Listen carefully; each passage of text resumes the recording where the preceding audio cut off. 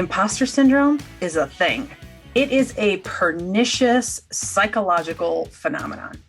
When you have imposter syndrome, you feel inadequate, like a fraud, undeserving of your position, like you don't belong in a job or a role that you really are already in. Imposter syndrome manifests itself in incessant worry that you'll be found out, that someone will suddenly realize that you are not as intelligent, qualified, or even as cool as they think you are. This project is not about researching imposter syndrome or even about telling you how to cure your own imposter syndrome. This project is real life testimonials. People from all over the world with different backgrounds and occupations, all who've experienced this same phenomenon. This project is not about solving the problem of imposter syndrome. It's about bringing to you an awareness that you're not alone. It's about showing all of us that there is hope to cope.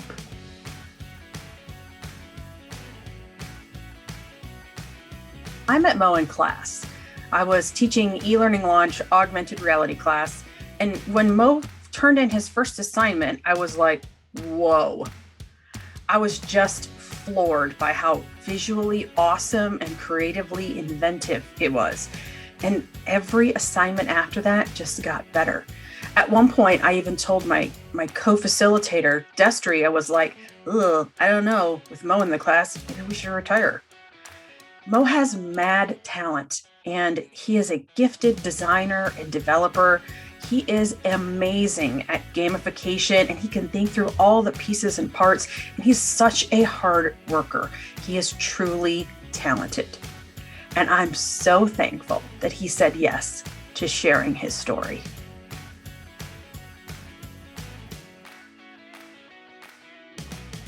So Moe, tell us about you. I'm an L&D professional, and like anyone in the field, never wanted to be in L&D, just kind of find myself in it. Um, I I I had specific dreams, had specific aspirations that I wanted to work for. I wanted to be a diplomat. I wanted to work for the United Nations, wanted to travel the world to like be part of peacekeeping missions, stuff of that sort. But it didn't work out for me. I did work for the UN for a couple of years in UNESCO, and then I accidentally found myself in learning and development and being a trainer, like a classroom trainer. And bit by bit, I found that I do like to do training. I do like the. Actually, you know what? I felt that I'm an imposter being a trainer without knowing properly about design. And that's how I went into first L&D consultancy to learn about competencies, skill matrix, all that sort of data. And I found myself more drawn into the fact of let me build the design of the L&D, the design that would be in the training room. And here I am, an instructional designer. So you found yourself to be an accidental trainer, as most of us have, but we're strongly sort of pulled towards designing, which is really cool because some of us only want to facilitate. We want nothing to do with that designing stuff. And so it's awesome that you wanted to do that. So where are you sort of calling in from today? Where do you live? I am calling from Cairo, Egypt. It's 11:37 p.m. near midnight, which is still early for me. Yeah, this is pretty early for our conversations. Usually it's closer to 2 a.m. Yeah, so you're calling from Cairo. What took you to Cairo? What took me to Cairo? What do you Yeah. mean? Have you always been from Cairo? Yeah. I've always been Okay, there. so Yeah, you here. Sorry. you've always I've been always in been here. Cairo, Egypt. Yeah. You've always been there. Okay. Hmm. So, what would you say are your biggest accomplishments in life? And even in work? What are some of the biggest accomplishments? I would say that I did try to open a business more than once. First time I opened a business was with me and three friends of mine because my background, I graduated with a bachelor degree in human resources management on a minor economics. So my colleagues were in HR, like me, Mm-hmm. and we opened up a recruitment startup, and we failed miserably with the biggest contract. So that was the first one. The second one was a startup with trainers of mine, colleagues of mine, and I failed. We failed collectively because of the structure of it. But my accomplishment right now, I would say that I opened my entity in instructional design, and it worked. It's still running. Third time's Still the charm. running. Yeah, every time is the charm.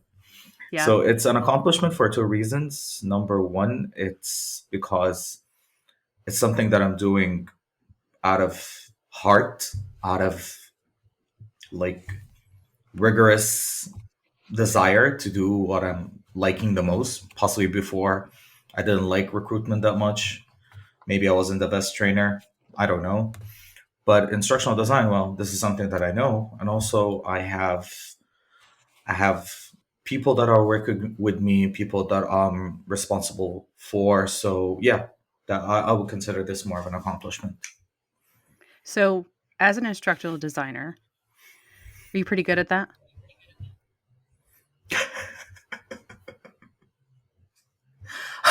I don't know. Look, the thing is, um, if you're putting yourself in the same standard and the bar of people that are in the field globally, I wouldn't say I'm anywhere close to them. But I know I'm one of the well known ones in my country, Okay. or at least in my ecosystem. I mean, they know Mhm. my name. They know what I can do. They've seen my work. And since I've been delivering training of trainers for a while, and my TOT has a little bit of a distinction in instructional design other than any other program in the market. So that kind of put me on the map. Yeah. So, let me ask that question a little bit differently. What Hmm. would others say about you if I said, "Hey, is Mo any good at instructional design?" Um, they would say I'm good. They would say I'm good. They would say you're good. Is that's the only word they would use to describe you? Good. I I would love if they can say that I'm good, not Mhm. great, Mhm. because I hate it. I hate it when people, like, Clubhouse these days, right? Yeah, it's a thing. Mhm. So yeah, it's a thing. So when I get into Clubhouse, they're like the guru of L&D or the expert of blah blah blah, and I'm like, Oh. no expert. I'm no guru. I'm none of that. I'm your friendly neighborhood Mo. But yeah, I hate it when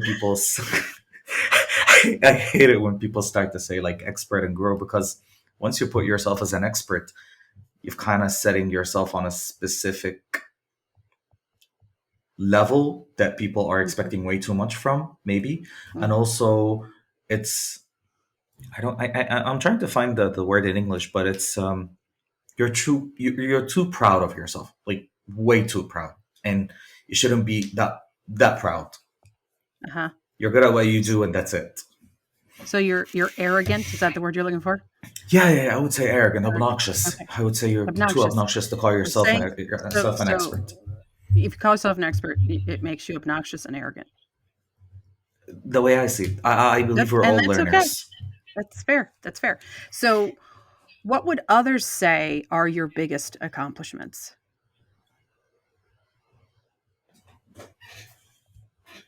Mm. What do they like that they've seen that I you've guess created? I guess most of my work is being seen through my students. Mhm. Many of my students are now either well-known trainers, well-known instructional designers, even some of them work in game design, and I take a lot of pride in that. That they would always say, "I've learned with Mo. I've had Yeah. I've had classes with Mo. I've worked in Mo's team. This always gives me a lot of pride." And I guess that would be an accomplishment. Anybody ever say that your stuff is like friggin' awesome?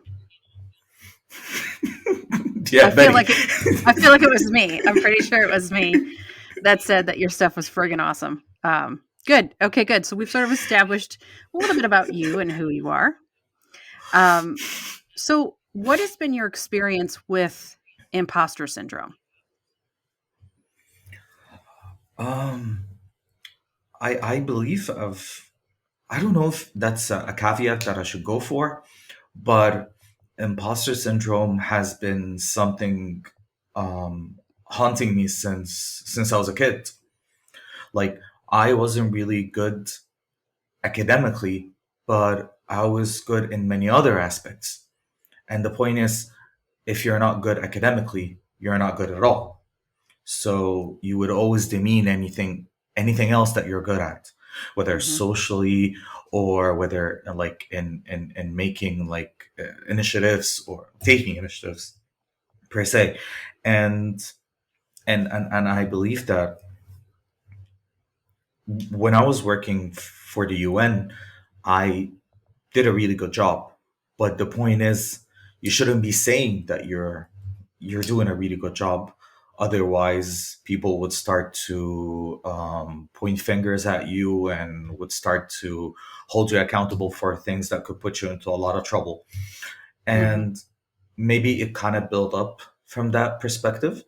And when I worked in the training department, I had I had the mentor that taught me about training and development, and he's been always pushing us down, Betty.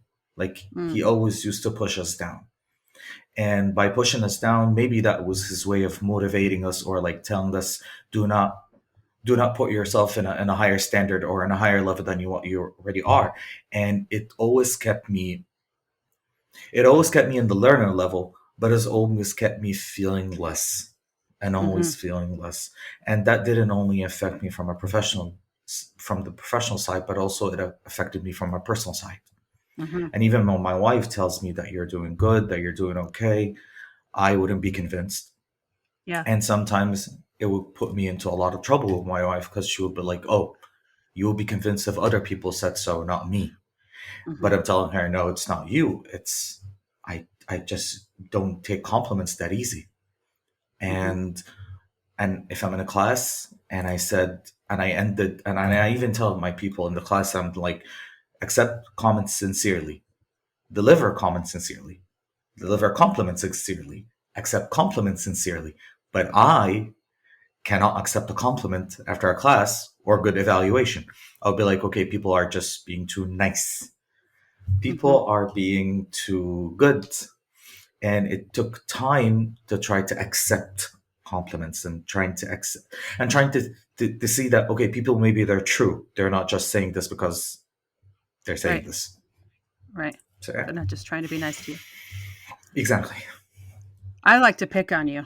So I'm not one of those people that's just trying to be nice. I like that. I like people. I like picking on each other, but Yeah. not the You're okay like with that. Yeah. giving each. No, no, no. I don't like the compliments. Part. Hmm. Not used So to it. tell us about your first encounter with imposter syndrome. Like, when did you first realize that that's what was happening? And like, what did it feel like? It felt awful, and it taught me that I should be investigating the compliment Mm. and try to listen to others. Mm-hmm. Maybe try to listen to maybe have more social awareness. Maybe have more um, of of of of an analytical view to what people say. Mm-hmm. Maybe they're right. Maybe you're Maybe not they're all that right. bad. Maybe they're Mm-hmm. right. I don't know. Mm-hmm. And and I guess when I opened the business till now, I've been in the business for like about what almost 4 years now. Mm-hmm. I haven't I haven't done one marketing campaign. I haven't paid a dime in marketing. All of my work is referrals. All of my Yeah, work is word of that mouth. says something. So it does. It does. Yeah. That's the thing. And I've done work global. I've done work in that reached up to Pakistan, Turkey, South Africa, Gambia, Ethiopia, and I'm here in my home. Yeah. And that's when I started to think, okay, maybe there's more to this. Maybe I'm not putting myself up to the bar that I should be in. But it's Mhm. hard. Maybe it's not That's a all. maybe it's not a pedestal, maybe it's talent. I'm not a big believer of talent. That's the thing. I'm a believer of there are levels to skills. There's performing, there's precision, there's excellence, and I believe we all fall into like precision when we know what we do and we're trying Mhm. to preach into excellence. Now talent, um I don't know. I don't know. It's hard to you cannot really call yourself talent. You Okay. can't really call yourself you're a talented person. I'm a talent in this. I'm talented in that. Even if Uh-huh. someone said it, who are you to say so? Are you an expert? Are you an Oh, expert in that talent to say so? very analytical of you. Yeah. That's why I Good said of you. I should be always analytical of the compliments because Yes. some people just overdo it. Uh-huh. So, do you still struggle with imposter syndrome? Yeah, I Yeah. do. I When do. was your most recent episode? Um, Maybe recently I just got this big deal, like big contract with an instructional design entity that I'll be doing work for, and they appointed me with a project that I didn't think I would ever have, but they're like, you didn't see much of what I can do. Well, we saw your portfolio, we saw your work, we knew other what other people said about you. I'm like, okay, I'll go with that, and it just added pressure. That's all. Yeah. But okay, let's go for it.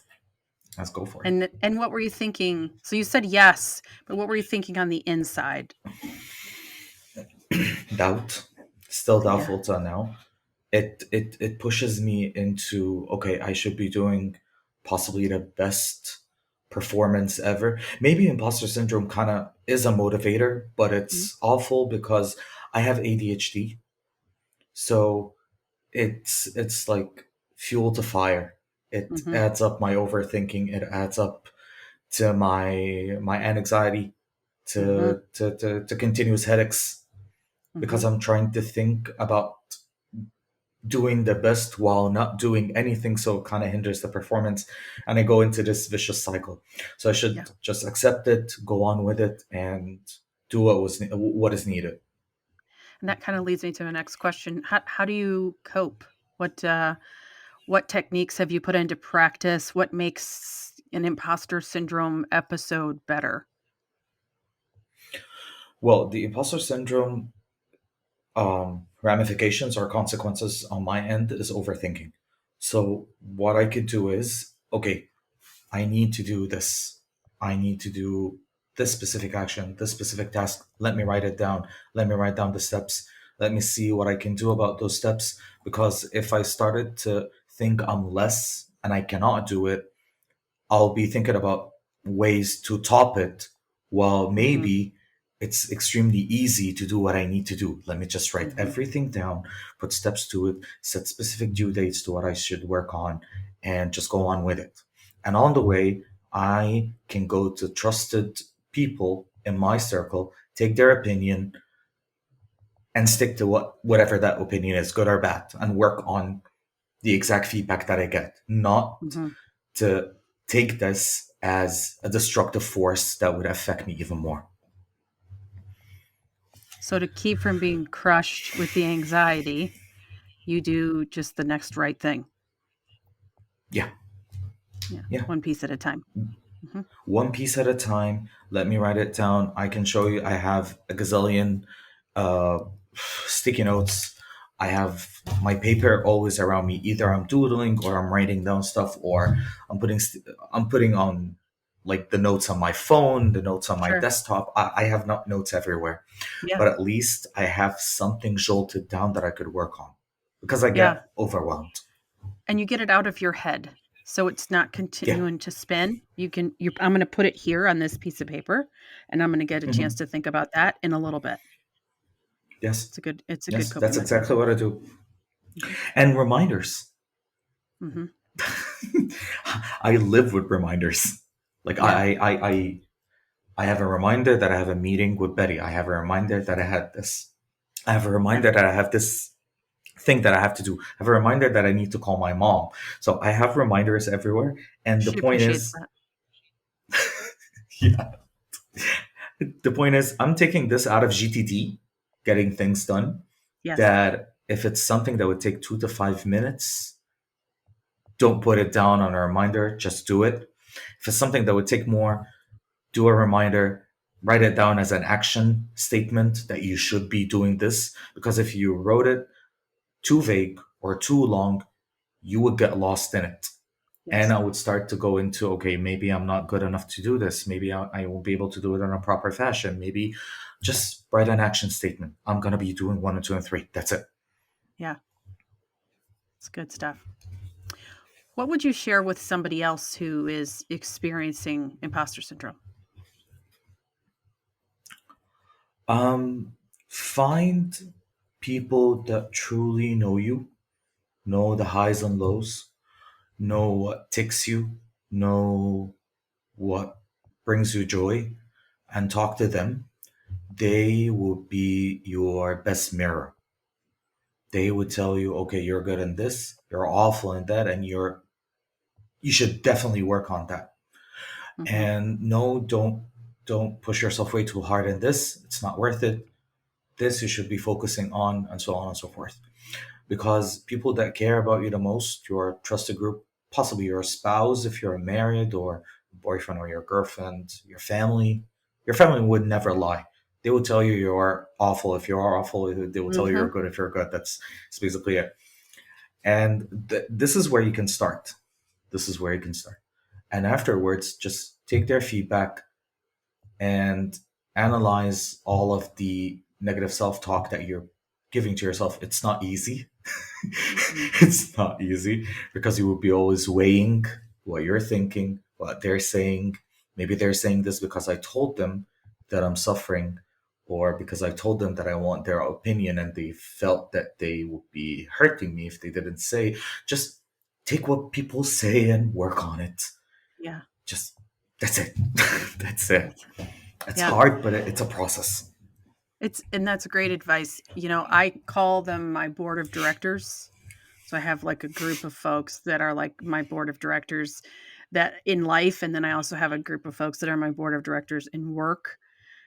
Because and some of those people overlap, right? But for the most part, they're relatively separate because the people in my life know about my life, my kids, my family, my background, and the people in my work know about what it is I'm producing on a regular basis. So it's those Yeah, circle, finding that circle of trust, right? Those that board of directors, and then asking for feedback. If you just sit and wait for feedback, you're just gonna get the only feedback you're gonna get is your own negative self talk.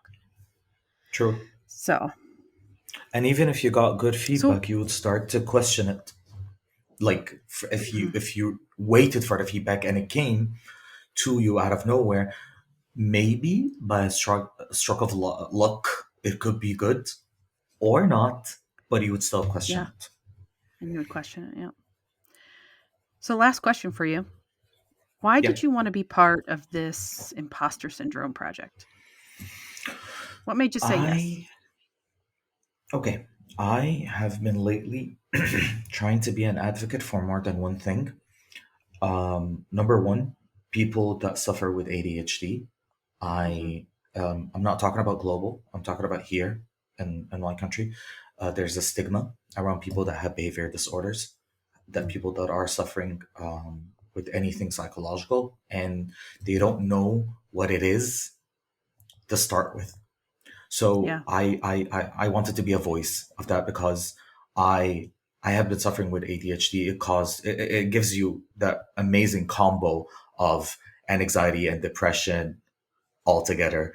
And I want to remove stigmas from, like, okay, imposter syndrome, ADHD, depression, and anxiety. I want people to be more open about it, to talk about it, because this is the only way that we can find support groups. We can find people that can actually talk about it, not mince nice words to one another just for the sake of like being nice or like giving you painkillers to make you feel good about yourself, but actual substance, something to help out. So when you told me, you know what, let's go with it.